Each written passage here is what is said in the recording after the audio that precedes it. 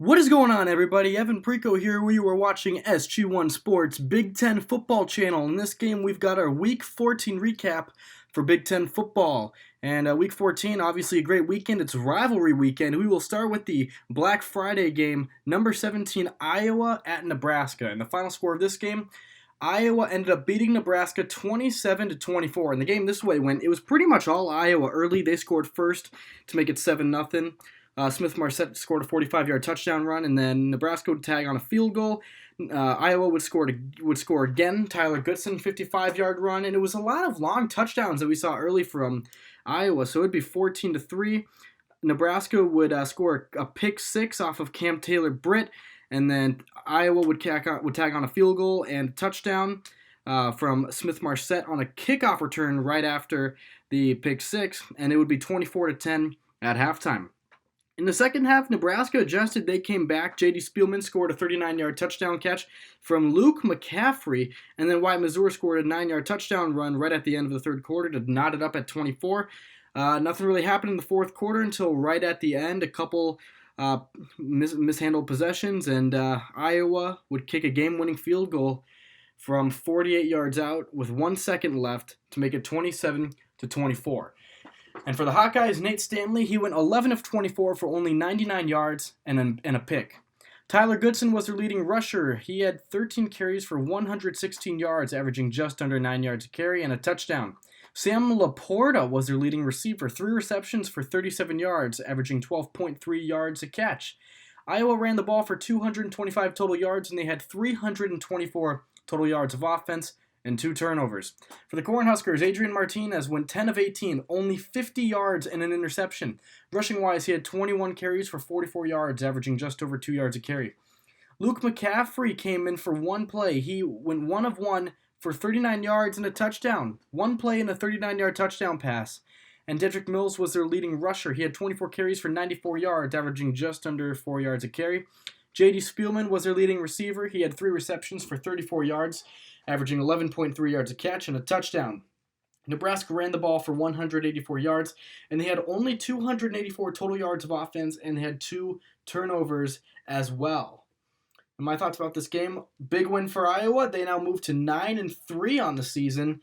It's their 5th straight win against Nebraska, so congratulations to them, and they do it in familiar fashion. Field goal to end the game. That's how it happened last year. For Nebraska, boy, I mean, it just not what you wanted to see, especially coming off of a big win from Maryland.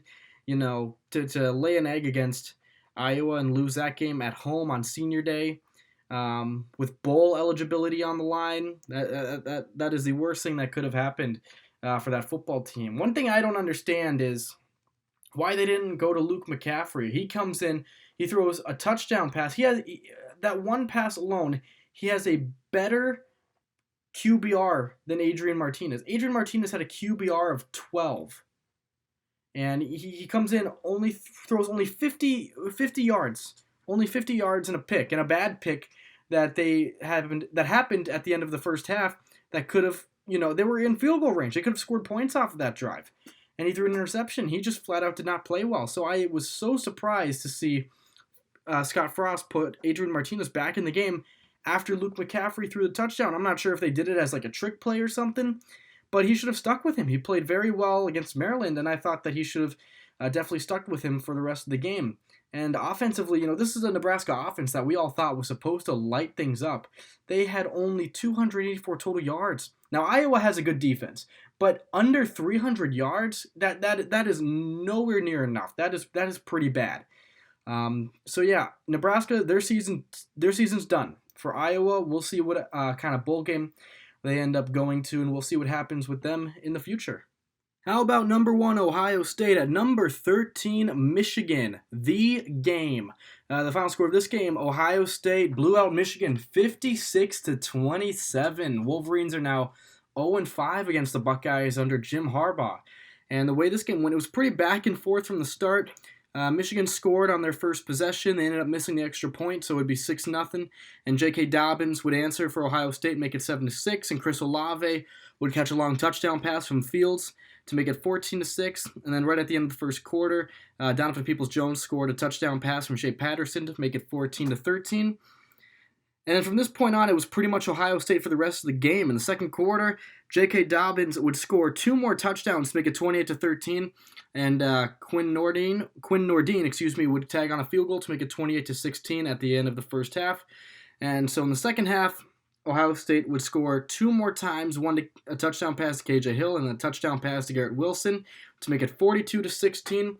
Off of a muffed punt, Michigan would score a field goal, make it 42-19.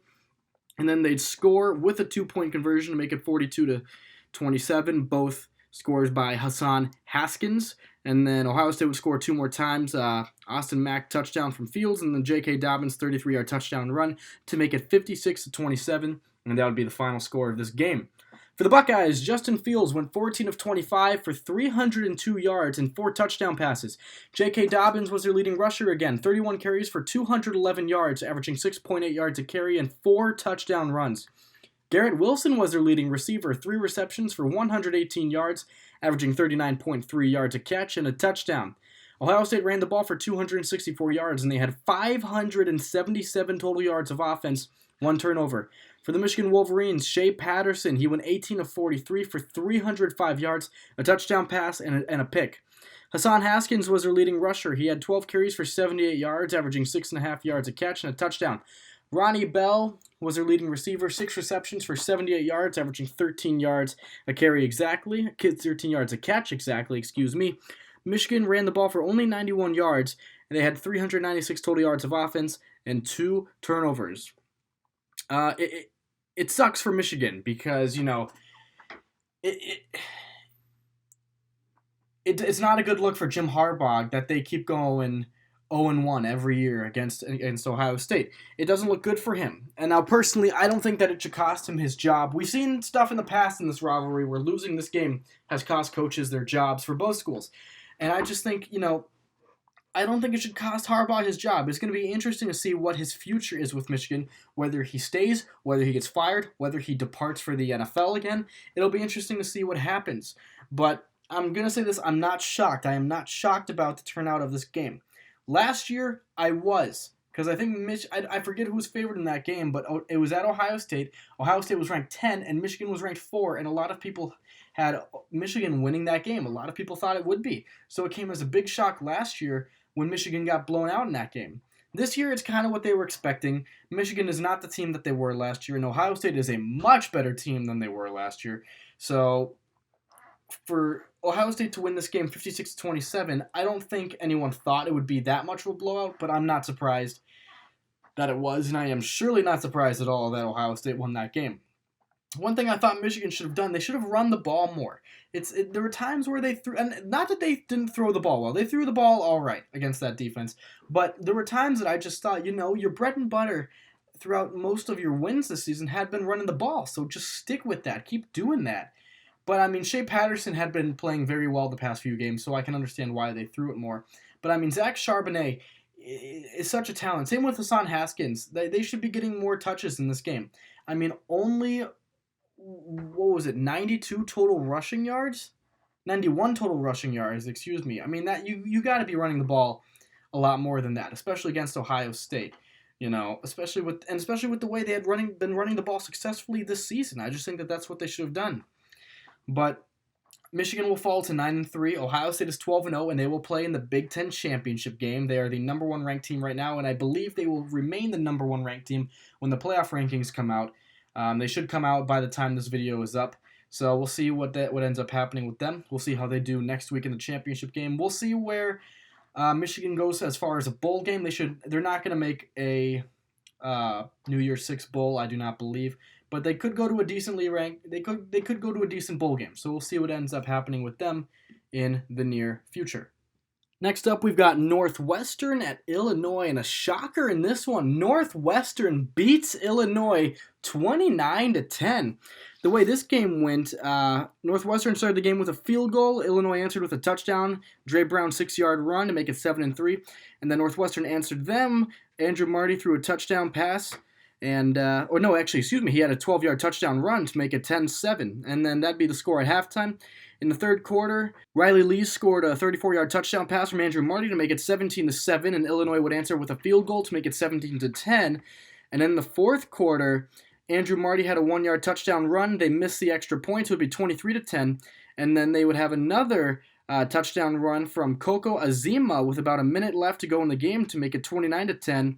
And they went for 2, and it did not work. So that'd be the final score, 29-10. So Northwestern improves to 3-9, and Illinois falls to 6-6. And those are the final records for both of these teams at the end of the regular season. And as far as the stats go, Northwestern, Andrew Marty went 6 of 10 for only 55 yards, a touchdown pass, and an interception. Rushing-wise, he had 30 carries for 111 yards, averaging 3.7 yards a carry, and 2 touchdown runs. Coco Azima was their leading rusher, however. He had 7 carries for 123 yards, averaging 17.6 yards a carry, and a touchdown run. Riley Lees was their leading receiver, 5 receptions for 47 yards, averaging 9.5 yards a catch, and a touchdown catch. Northwestern ran the ball for 378 yards, and they had 433 total yards of offense, 1 turnover. For Illinois, Matt Robinson went 8 of 17 for 108 yards. Dre Brown was their leading rusher, 5 carries, only 17 yards, averaging 3.5 yards a carry, and a touchdown run. Caleb Reams was their leading receiver. He had 5 receptions for 57 yards, averaging 11.5 yards a catch. Illinois ran the ball for only 14 total yards, and they had only 160 total yards of offense, and they turned the ball over twice. Now, I'm not sure if Illinois sat a lot of its starters for the bowl game, but I mean, what is this? 14 rushing yards against Northwestern, 160 total yards against Northwestern? That's unbelievable. Northwestern was 2-9 coming into this game and hadn't won a conference game yet. I might as well say congratulations to them. They won their first conference game of the season, and they're ending the season on a positive note with a win. And for Illinois, that's just, boy, did they lay an egg in this one. I don't think anybody thought that Northwestern could win this game. I certainly didn't. And I'll give credit to them. They played well defensively. They forced quite a few fumbles. They got a few turnovers, interceptions. So they were well prepared on defense. But I mean, Illinois has a good offense. They have shown their good offense throughout the entire season. They played well against Wisconsin. They played extremely well against Nebraska. They played well in other games as well. But 160 total yards against Northwestern? That is horrible. That's unbelievable. I can't imagine if they had a bad week of practice, how unprepared they were going into this game, if they were thinking, we're in a bowl game anyway, so what's the point? I mean, the point is pride. It's rivalry weekend, I don't know if this was a trophy game, but you don't want to see Northwestern walking away with it if that's the case. You want to get as many wins as you can because that means more wins to the win column, and it means you go to a better bowl game as well. So we'll see if they play a lot better in their bowl game. And as far as the bowl game goes, we'll see what bowl game they go to, where they go, and who they end up playing. It should be interesting to see Illinois in a bowl game for the first time in quite a few years. As far as Northwestern, I pretty much summed it up for them. It's good to end the season on a positive note. It has been a beyond disappointing season for them because of everything they did last year and what they haven't been able to do this year. But it's a good way to end the season with a win against your rival on the road. So they're 3-9. We'll see what ends up happening with them as far as recruiting, and we'll see if they can kind of pick up the pace next year and have a much better season than they did this year. Next up, we've got Indiana at Purdue, and what a fun game this was. Indiana ended up winning the game in double overtime, 44-41. And the way the game went, Indiana scored first. Whop Phillier scored a touchdown pass from Peyton Ramsey, make it 7-0. They would score again to make it 14-0, and then Purdue would tack on a field goal and a touchdown. Bryson Hopkins 72-yarder to make it 14-10, and Indiana would score one more time before halftime to make it 21-10. Samson Jones 3-yard run, and then the second half they started off with a touchdown. Whop Phillier caught his second of the game, a 37-yard pass from Peyton Ramsey, make it 28-10. Purdue answered with a Xander Horvath 1-yard run to make it 28-17, and they would score again in the fourth quarter. Xander Horvath 1-yard touchdown run again to make it 28-23. The 2-point conversion failed. And then Indiana would tag on a field goal to make it 31-23. And with 3 minutes to go, Purdue scored a touchdown. David Bell, touchdown pass from Aiden O'Connell, and the 2-point conversion to Bryson Hopkins to knot it all up at 31. And then in overtime, Indiana scored first. Nick Westbrook caught a touchdown pass. And then Bryson Hopkins caught a touchdown pass on fourth down to make it 38-all. And then in the second overtime, J.D. Dellinger hit a 34-yard field goal. And then to win the game, Peyton Ramsey ran it in from 1 yard out, and Indiana won the game 44-41. And as far as the stats for Indiana, Peyton Ramsey went 23 of 39 for 337 yards and 3 touchdown passes. Rushing-wise, he had 19 carries for 42 yards, averaging 2.2 yards a carry, 2 touchdown runs. Samson James was their leading rusher, however. He had 22 carries for 118 yards, averaging 5.5 yards a carry and a touchdown. Whop Phillier was their leading receiver. He had 8 receptions for 138 yards, averaging 17.3 yards a catch and 2 touchdowns.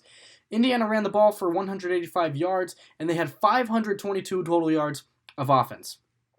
For Purdue, Aiden O'Connell went 28 of 49 for 408 yards, 3 touchdown passes, and 1 interception. Xander Horvath was their leading rusher. He had 23 carries for 164 yards, averaging 7.1 yards a catch and 2 touchdowns. 7.1 yards a rush and 2 touchdowns. Bryson Hopkins was their leading receiver. He had 8 receptions for 142 yards, averaging 17.8 yards a catch and 2 touchdown catches. David Bell had a good game as well receiving. He had 9 receptions for 136 yards, averaging 15.1 yards a catch and a touchdown. Purdue ran the ball for 181 rushing yards, and they had 589 total yards of offense, 2 turnovers. And, this was a fantastic game to watch, and a big win for Indiana because they ended up losing this matchup last year, and I think they lost it the year before as well. And so they finished the season 8-4. Purdue finishes the season 4-8, and Indiana's a good football team. This is a big win for them. They won their trophy because I know that this was a trophy game. The trophy they ended up winning was the Old Oaken Bucket, and so it's pretty interesting to see what trophies these Big Ten rivalry matchups produce. But yeah.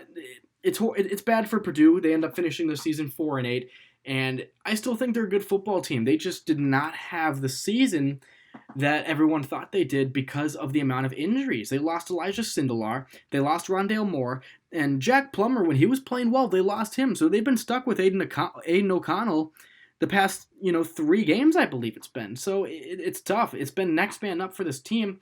And I still think that Jeff Brom has done a great job coaching-wise there, getting as many wins as they could. And I think that once they get healthy, and they'll be getting a lot of people returning, I think that this will be a good football team. They'll have a pretty good season, and they'll go back to, making bowl games, which is something that Purdue hadn't done consistently in a long time. And they had done it the first 2 years under Jeff Brom. And we were thinking that, this year they'd be able to become possible contenders for the Big Ten West, and because of all the injuries and just unfortunate bad luck for them, it did not work out that way at all. For Indiana, they finished the season 8-4, and this is good for them. First time we've seen Indiana in a bowl game in a little while, and first time we've seen them with a 500 record in a while. So we'll see what bowl game they end up going to, where they go, and who they end up playing. But it should be interesting to see how they do. As far as Illinois, it's interesting to see these Big Ten teams go to bowl games when they haven't been to bowl games in a while. So it'll be fun to watch. So congratulations to them. And we'll see what ends up happening with Indiana in the near future in their bowl game.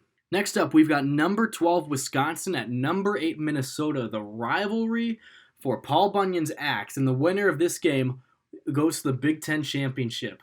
And Wisconsin is the team that will go to the Big Ten Championship.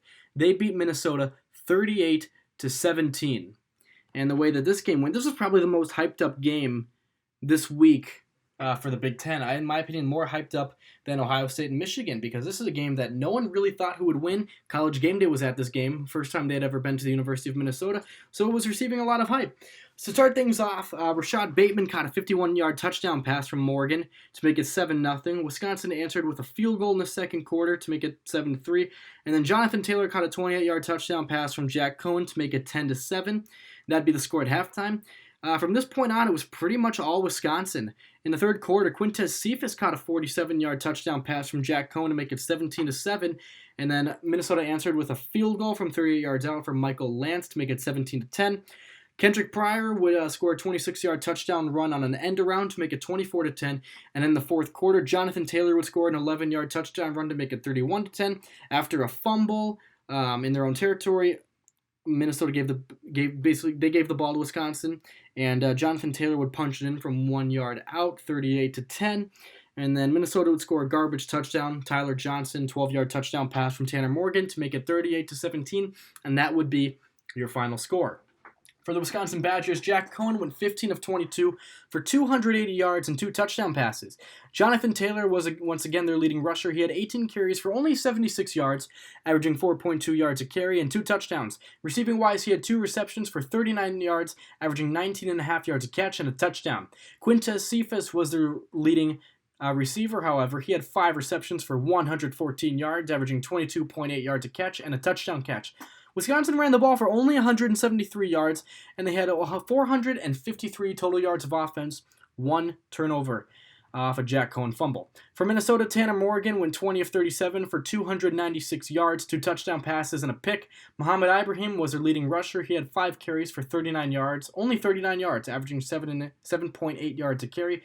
Rashad Bateman was their leading receiver. He had 6 receptions for 147 yards, averaging 24.5 yards a catch and a touchdown. Tyler Johnson, who had 8 receptions for 89 yards, averaging 11.1 yards per catch and a touchdown, so he had a good day as well. Minnesota ran the ball for only 76 yards, and they had 372 total yards of offense, 2 turnovers. Now, I know that Wisconsin has a good defense, but the fact that Minnesota did not run the ball that much surprised me.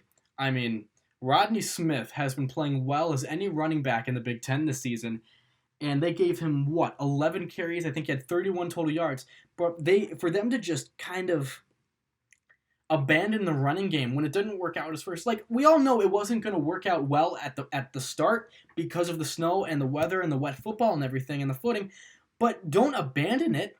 Wisconsin's running game was working pretty well, and I'm so surprised that they just abandoned the running game altogether. When you have one of the best running backs in not only in the Big Ten but in the country, and Muhammad Ibrahim is a solid number 2 back for them. And as far as the passing game, they just took a bunch of deep shots, and they connected on 1 or 2 of them. But I'm surprised they didn't go more to the screen game, the slant game. They didn't do more medium passing routes, but they were just launching the ball deep, and it worked on the first drive. It did, because they scored a touchdown off of one. But I am so surprised that that's how they ran their offense for that game. I mean, I understand how good Wisconsin's defense is, but for that to be your offensive strategy in the biggest game of the year for you, I mean, I just don't understand it. But yeah, I mean, other than that, Wisconsin, I have to give credit to them. They played well offensively, and they played very well defensively as well. They forced a couple turnovers, an interception, and a fumble. And their offense was moving the ball well. They scored 38 points against Minnesota defense that looked pretty good for most of the season. So Wisconsin, they improved to 10-2. Minnesota falls to 10-2. And Wisconsin wins the Big Ten West. So it will be Wisconsin versus Ohio State in the Big Ten Championship. And I felt like we've said that a lot in the past few years. They played each other in 2014 for the championship, 2017 for the championship, and now 2019 for the championship. And Ohio State, if they win that game, will definitely go to the playoffs, should be the number 1 team. It'll be interesting to see, unless LSU wins, LSU, if they beat Georgia in the SEC championship, they should move to number 1.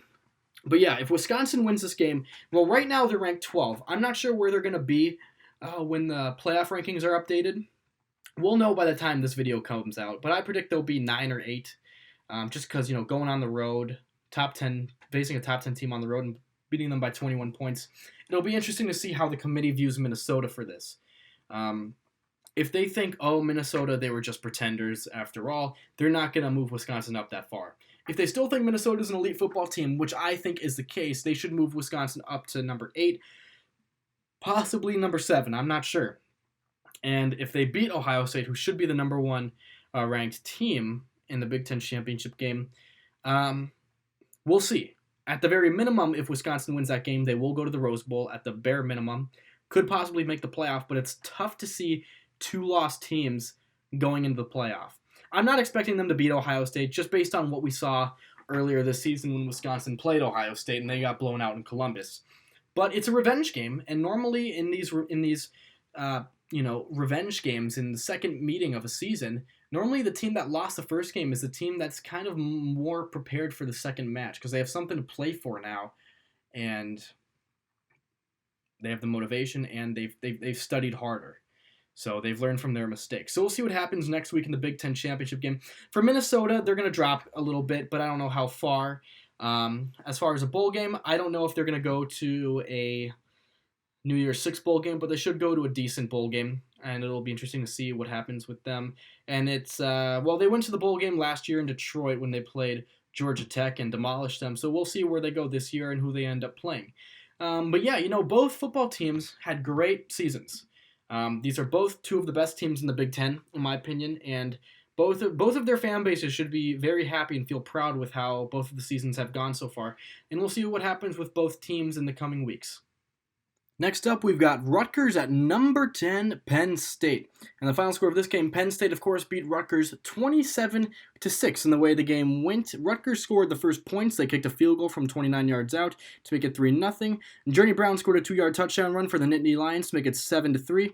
And then Journey Brown scored another touchdown run in the third quarter. So the score at halftime was 7-3 Penn State. In the third quarter, Journey Brown scored a second touchdown run, and the extra point was blocked, so the score was 13-3. In the fourth quarter, Rutgers kicked another field goal to make it 13-6, and then the game got blown kind of open when Penn State scored a touchdown. Jahan Dotson touchdown pass to make it 20-6, and Journey Brown with one more touchdown run to make it 27-6, and that would be the final score. For the Nittany Lions, Will Levis, in his first ever start at quarterback in his career, 8 of 14 for 81 yards, a touchdown, and an interception. He was also Penn State's leading rusher. He had 17 carries for 108 yards, averaging 6.5 yards per carry. Journey Brown had 16 carries for 103 yards, averaging 6.5 yards a carry as well, and 3 touchdown runs. So he had a good game as well. Jahan Dotson was their leading receiver, 1 reception for 44 yards and a touchdown. Penn State ran the ball for 252 yards, and they had 333 total yards of offense, 1 turnover. For Rutgers, Johnny Langan went 12 of 24 for 164 yards. Isaiah Pacheco was their leading rusher. He had 18 carries for 102 yards, averaging 5.7 yards a carry. And Isaiah Washington was their leading receiver. He had 4 receptions for 63 yards, averaging 15.8 yards a catch. Rutgers ran the ball for 184 yards, and they had 383 total yards of offense. So Penn State improves to 10-2. I'm surprised that they struggled as much as they did in this game. I get they didn't have Sean Clifford. He was hurt. But still, I thought that they would definitely score more points. Defensively, they played just fine, gave up only 6 points. But I thought they would play much better offensively. I thought we would see a lot more of KJ Hamler. Journey Brown, who had been playing well throughout the season, he played really well, obviously, with his hat trick in the game. But I thought they would score more points. But nevertheless, they end up improving to 10-2. I think they might drop in the rankings. So I'm not sure that they're going to be in the top 10 by the time this video comes out. But we'll see what ends up happening. For Rutgers, they end the season 2-10, another disappointing season for them. They went winless in the Big Ten. We'll see who they end up hiring in the offseason as their next head coach. But yeah, as far as Penn State, I still think that they could go to a New Year's Six bowl. I think they could possibly go to the Rose Bowl. Here's the thing: if Wisconsin loses, if they get, it all depends on rankings, and we just don't know where they will be as far as what the rankings will be when the Big Ten Championship is played. If Wisconsin gets blown out by Ohio State, they're probably going to drop below Penn State. Therefore, Penn State would go to the Rose Bowl. Because if Ohio State wins, they're going to the playoff, and the Rose Bowl will take the second highest ranked Big Ten team. So I think if Wisconsin loses, but they barely lose, they'll go. They won't drop a lot, and they'll go to the Rose Bowl. And if they get blown out and drop a lot, then Penn State should go to the Rose Bowl. So we'll see. If Penn State doesn't go to the Rose Bowl, they should go to another New Year's Six bowl, or they'll go to a pretty good bowl that's not considered New Year's Six, like the Citrus Bowl. We'll see what ends up happening with them. But yeah, good win for the Nittany Lions. Any win is a good win. I thought they would play much better, but they improved to 10-2 to finish off the season. And we'll see what ends up happening with them as far as whether or not they make it to the Rose Bowl or not. Last up, we've got Maryland at Michigan State, and Michigan State won this game 19-16. So congratulations to the Michigan State Spartans. They are going bowling this year because they finished 6-6.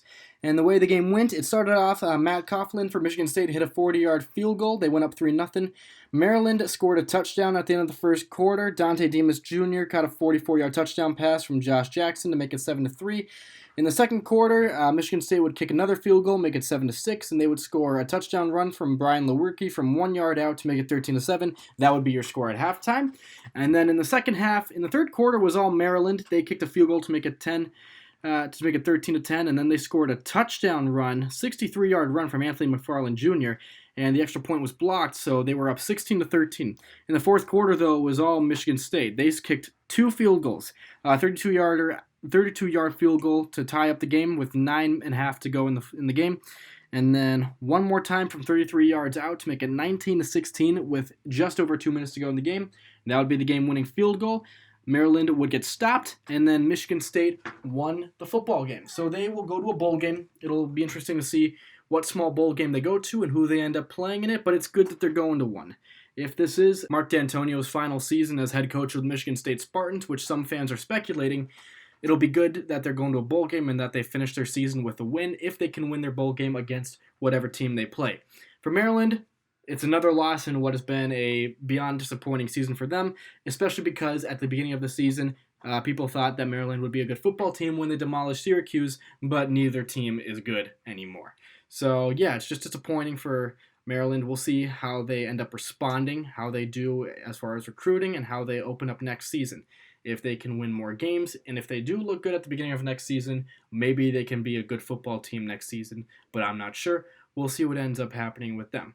Michigan State wins. They go 6-6, and that was the final game of the weekend in the Big Ten, and that does it as far as our regular season games for this week. And so I'm going to go over my different subgroups for the Big Ten Conference, and the way I've done it, so the elite is the 2 teams that are playing for the Big Ten title, and that is Ohio State and Wisconsin. They are the 2 elite teams. Ohio State right now at number 1, Wisconsin at number 12. The winner of that game will win the Big Ten. So as far as contenders go, they are the teams that are still ranked but are not playing for a conference championship. So those 4 teams are number 8 Minnesota, number 10 Penn State, number 17 Iowa, and number 13 Michigan. And I know some of you are going to be thinking, why is Wisconsin, considered an elite when Minnesota and Penn State aren't? Because they're ranked higher. Well, the rankings will come out, and I think Wisconsin will be ahead of both of those teams. That's pretty much why, and Wisconsin's playing for a conference championship. So yeah, the contenders once again, Minnesota, Penn State, Iowa, and Michigan. Minnesota and Penn State both finished 10-2. Iowa and Michigan both finished 9-3. For my middle of the pack teams, we've got Indiana, Illinois, and Michigan State. These are the teams that aren't ranked but still made bowl games. Indiana finished the season 8-4, good season for them. Illinois finished 6-6, and Michigan State finished 6-6. So all those 3 teams are going bowling. And then the bottom of the conference are the teams that just did not make the bowl games. Nebraska at 5-7. They're at the bottom of the conference. Purdue at 4-8, Maryland at 3-9, Northwestern at 3-9, and to finish it off, Rutgers at 2-10. So yeah, that's how I've got my categories laid out for the Big Ten for this week. In next week's video, I'm just going to recap the Big Ten championship game and then go over how I think the playoff system will work as far as Ohio State or Wisconsin and where the bowl projections will be for those teams. Thank you guys all for watching. Let me know what you guys think in the comments section. Let me know, who do you think will win, Ohio State or Wisconsin? And then where do you predict that these teams will end up in the bowl games? And let me ask you this, if Wisconsin loses, do you think they'll go to the Rose Bowl or no? It depends on how many points they lose by if they lose, but we'll see what ends up happening with them. Have a great day, everybody. I thank you all so much for watching. Please give this video a like, subscribe to our channel, subscribe to our main SG1 Sports channel as well. That would be much appreciated. I hope you all have a great day. Thank you very much for watching.